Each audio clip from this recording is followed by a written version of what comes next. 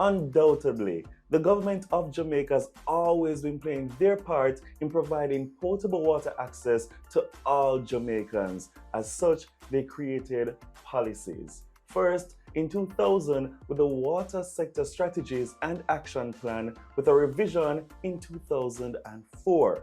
And now, in 2019, with the National Water Sector Policy and Implementation Plan. Welcome to Policy and Me. I'm Javon Gordon. Here, we break down complex policies as simple as 1, 2, 3. We're going to talk to Ms. Talia Gibson, the Director of Water Monitoring. But first, we want to hear, what issues do you have with water access in Jamaica? What are the challenges that Jamaicans face with water? Well, I personally face an issue with water being cut off at inconvenient times, different in the morning when you have to get up and go to work, or late in the evening when you really need a shower and just clean off the muck of the day, I guess. Facing water shortage. I'm from over Greater Portmore and I'm just visiting the city. But over there, it's a constant, almost no water. You get a little trickle, and there are some, after a while, there isn't any. And sometimes it goes for hours on end. Go like early in the morning, and when I say early, say about 9 so, and don't come back until in the afternoon. My water pressure up to now has been good, with a caveat that says that we are now seeing an influx of building in my area, and I'm kind of worried about the effect that is going to have on my constant water supply. Do you know what the government is doing to improve water access? I actually haven't heard anything. I don't, I couldn't say exactly what they are doing. No, well, you hear what that government is doing with water. As I said, I can't speak for the areas that I don't live in. Corporate areas seem to be coming on stream, but every day you see people outside of Kingston complaining about no water. So it is not saying a lot about what the government is doing for water. I understand with climate change and all of that, it is getting harder and harder to find water resources. But then if you walk around or drive around town and you're ever seeing water leaking going to waste. So you don't know of a policy pertaining to water? I don't know of any policy. No, not aware of it. We are good in Jamaica and putting things on paper. Never leaves the paper.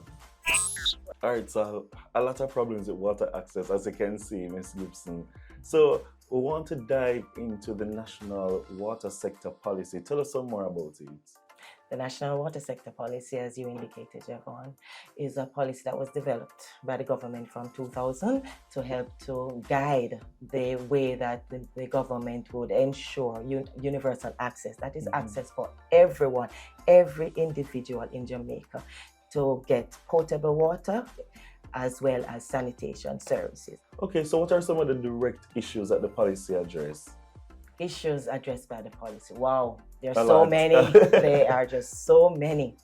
I mean, we're all aware that water is not an infinite Right. item. We have to look at water as something that has to be replenished, cared for, something that we need to manage in varying ways and forms so that we have it for now and in the future. So the government, in revamping the policy in 2019, Right. looked at different areas that looked at different areas that were now impacting the water sector. We looked at climate change. We know that's a big ticket item, and climate change affects rainfall, it affects the environment. All those things impact water, its provision, its uses, because less water produced, less water to do other things. So that's one of the issues that we looked at in terms of the policy. We brought that into play. We also had to look at gender. Oh, Gender. interesting. You'd be surprised to know that gender plays such a critical role in water and its provision to individuals. In terms of, in the country, who collects the water most time? Who walks the water from point A to Right. point B? Women. That would be the women and the children. Yeah. So with this policy, we're trying to address that issue as well. So one of the things that the policy in addressing that issue is we said universal access, and this universal access now would mean that persons would receive up to 50, at least 50 liters of water per day within 500 meters of their home. All right, you said a lot of important things so far, but I have some questions from our policy jar of questions. You ready for that? Yes, I am. Okay, I love that. So the first question that we have in our policy jar of questions, when did the policy come into effect? Well, this policy came into effect in 2019. As you indicated earlier, it's a revision of the original 2000 policy that was developed by the ministry. Okay, so there was a timeline. Can you tell us about that timeline with the revisions and all of that? The original policy, the water sector policy and action plans in 2000. There was a revision in 2004, and then there was another revision which commenced in 2010, but due to all the varied issues and factors that we had to consider during its revision, we ended up having it completed in 2019 and becoming effective in July of that year. Okay, nice. So our next question, what are some of the goals of the policy? The goal of the policy, in a nutshell, Javon, is to provide universal access to potable water and sanitation by 2030. And by universal access, we mean everyone has access to water, not necessarily as indicated in their home, but within a short distance from their home, so that they can do the necessary things that are required with water. All right, so what should people know about the policy? Because the 122 pages is a lot. So tell me, what should people know about it? Yes, I agree with you, Javon, in terms that the policy 120 pages. Wow, a lot of pages to read, a lot of information to digest, which is one of the reasons why the ministry took the decision to create a handbook for the National Water Sector Policy Implementation Plan 2019. This handbook, 10-12 pages, condenses the key points. I figured you would. But it condenses all the key points and aspects in the policy that people would need to know about the policy, because the policy is a document for the people. It's not for the government, it's for the people. It outlines how the government wants to achieve the whole goal of universal access and to potable water and sanitation by 2030. It will show people what they can do as an individual to help to ensure that the sustainability of water, the water resources, and the management of water. Right? We many times we look at something as the government is to and the government is to, but it's not that. It is we are to. And for water, it is required for livelihoods, it's required for food production, for general life. You must use this policy as your own Bible to see what the government will do for you, as well as what you can do for yourself in conjunction with the government to achieve potable water for yourself and for your future generations. I love that response. All right, let me go right into the next question. So, what are the entities responsible for the implementation of this policy, the key stakeholders? Key stakeholders, wow.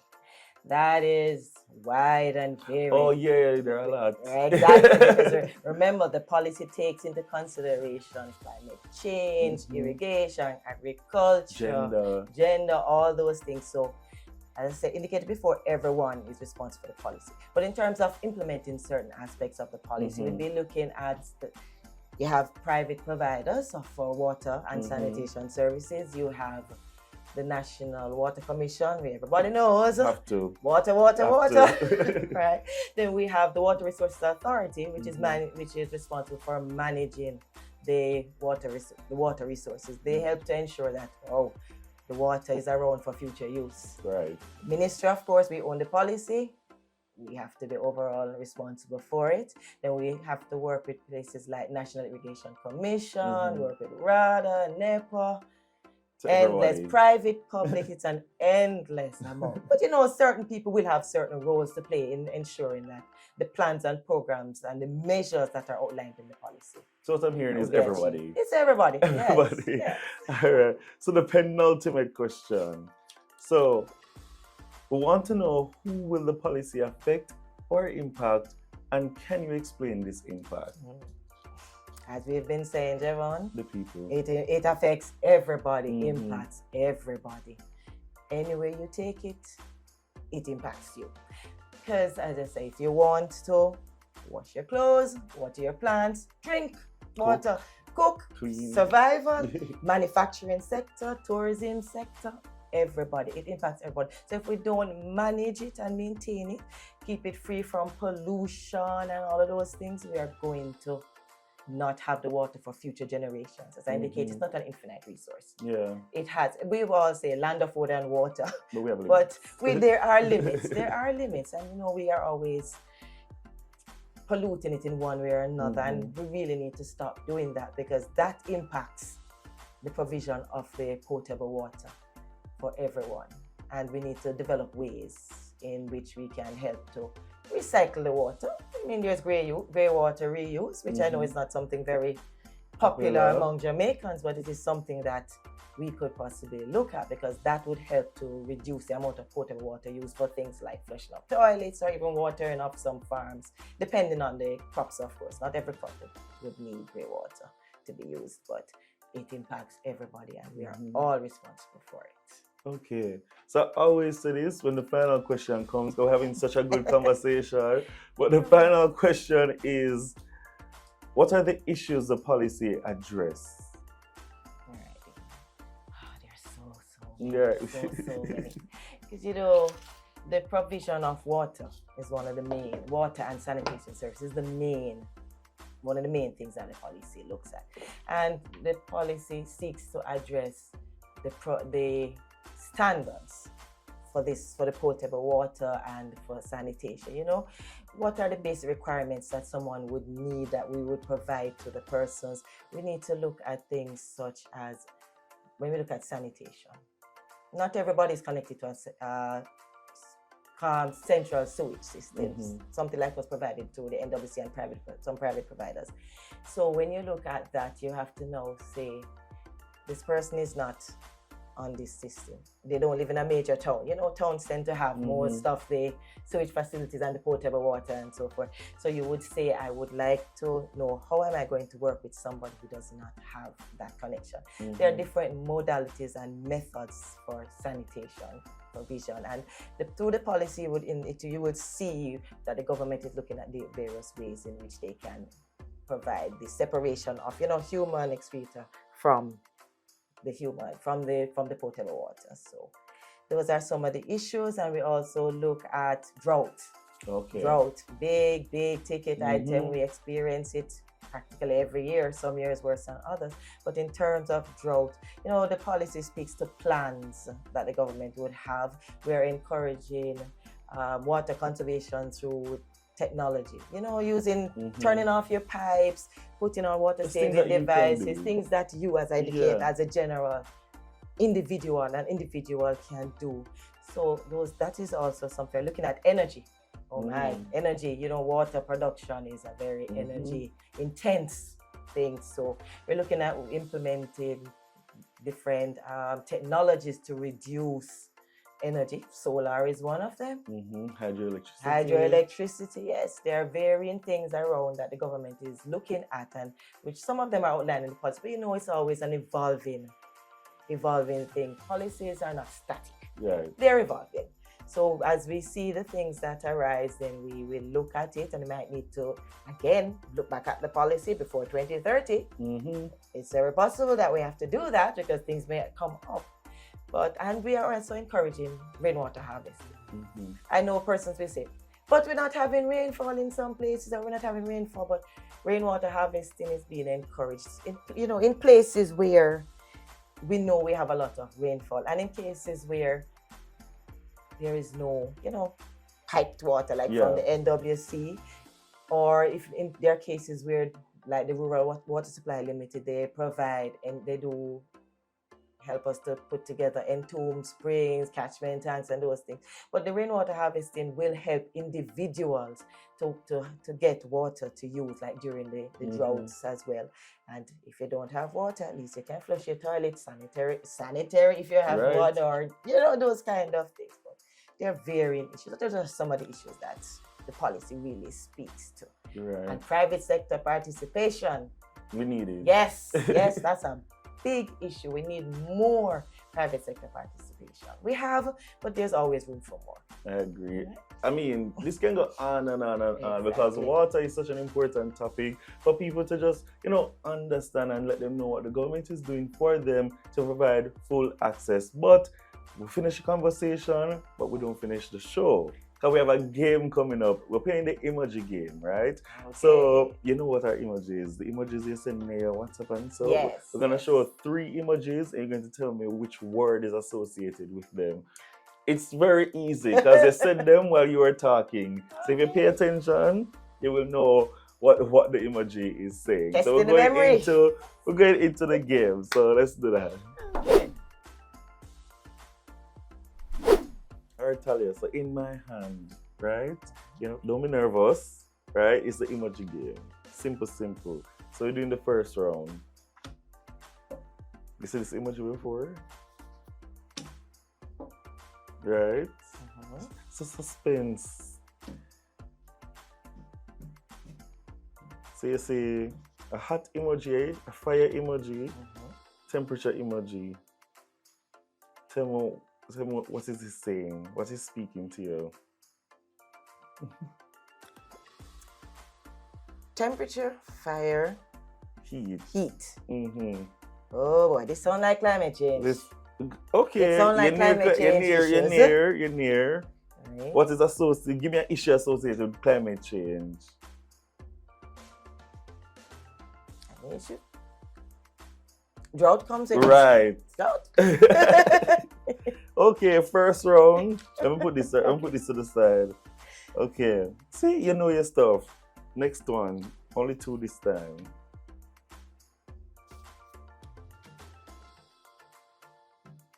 A tap. A tap. Water droplets. Mm-hmm. Water provision. Provision of water. Potable water. Potable water. Okay. No, we need another one. This is too easy for Talia. All right. Ready again? Go ahead. Confident? Yes. This. 4. If you get this one. You have rainfall, you have crops, you have water, irrigation, agriculture. Yeah. Food production, no. Let me change it around.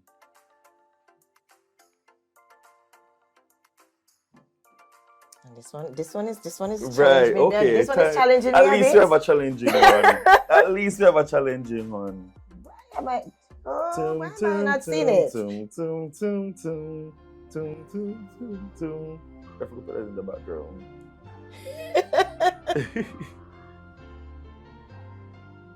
It's an issue. Okay, we do one by one. Yes. This one not ticking at all. That's not good.